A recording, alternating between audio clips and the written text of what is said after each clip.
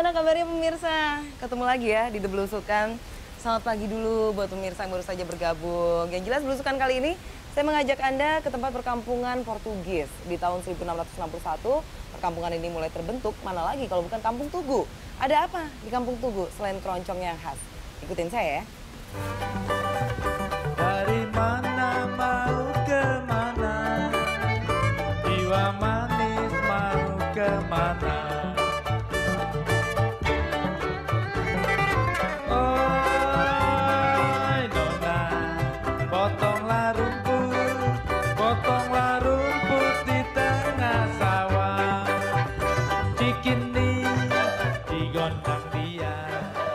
Ya pemirsa, GPIB yang biasanya digunakan oleh jemaat-jemaat di sekitar Cililitan ini merupakan bangunan ketiga yang ada di Kampung Tugu ini. Kalau bangunan lamanya sendiri yang merupakan gereja tertua itu sebenarnya di sisi sana, di sebelahnya Gereja Salib Suci. Dan kalau kita perhatikan memang dibandingkan Sion di kota, gereja ini sedikit lebih sederhana karena ini merupakan tempat peribadatan orang-orang merdekers atau ya orang-orang yang dibebaskan pada zaman dahulu.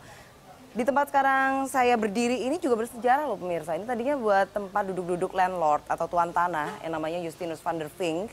Dia punya sekitar 1,5 hektar tanah yang ada di sekitar sini untuk komplek, kemudian rumah pendeta dan juga dibangun gereja ini.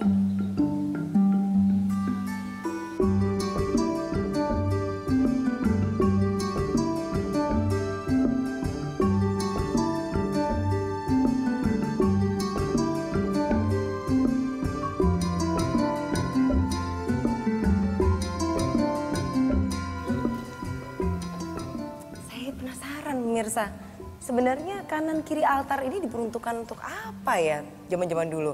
Kita tanya Pak Alfon. Pak Alfon ini pengurus gereja Tugu. Untuk apa Pak? Jadi begini Mbak, dulu pada waktu dibangun zaman Belanda itu untuk orang-orang Tugu yang ada di sini. Nah jadi kiri kanan ini untuk pejabat-pejabat Belanda. Dan kemudian di belakang ini untuk majelis. Nah kalau yang tengah-tengah ini Pak, untuk apa? Mimbar, untuk pendeta. Ya. Kok tinggi banget? Itu ada tutupnya lagi di atasnya, kenapa begitu Pak? Dulu ada tutupnya ini mungkin dari budaya Belanda pada saat itu. Jadi mimbar itu melambangkan bahwa ada perteduhan di atas.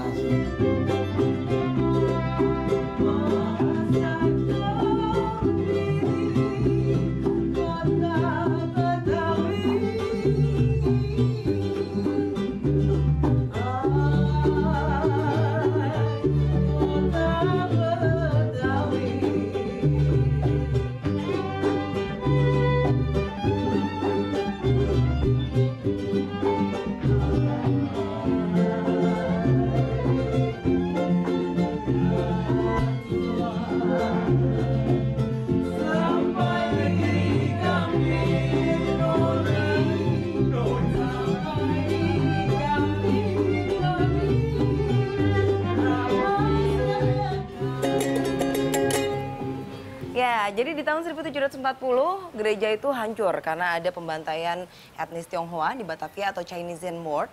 Dan kemudian dibangun 7 tahun kemudian dan akhirnya diizinkan oleh Gubernur Jenderal Belanda Van Imhoff yang juga membangun Istana Bogor ya pada saat itu. Menjadi satu gereja baru yang ada di lokasi tempat saya berada. Nah lonceng inilah yang pertama kali dipakai sejak tahun 1747 pemirsa.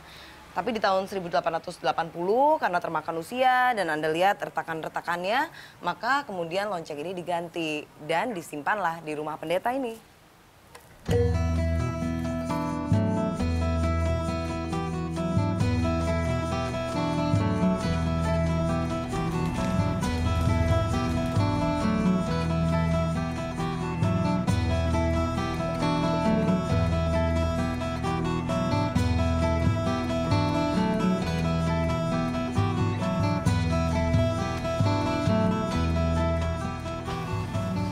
Makam-makam turunan-turunan Portugis ya. Yes. Sampai sekarang masyarakat Kampung Tugu kalau meninggal dunia akhirnya juga dimakamkan di sini dimakamkan juga. di sini. Ya, Pak, kok nggak kerawat sih Pak? Iya, ini karena makam ini kan dipelihara oleh orang-orang yang ada di sini. Jadi memang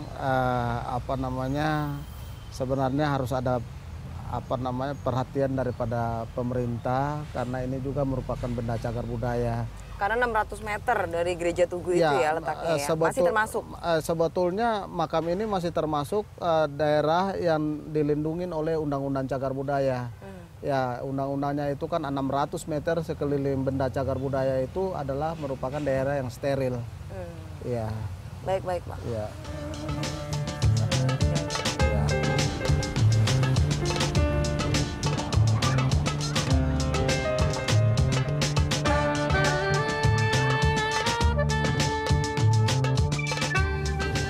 Ya, Pak Alfon, kalau gitu saya Ya, terima pamit dulu, kasih Pak. Mbak, Makasih Tuhan banyak, Pak. memberkati. Tuhan memberkati Ya, Bapak juga. ya. Saya ke sana, Pak, ya. Oke, terima kasih.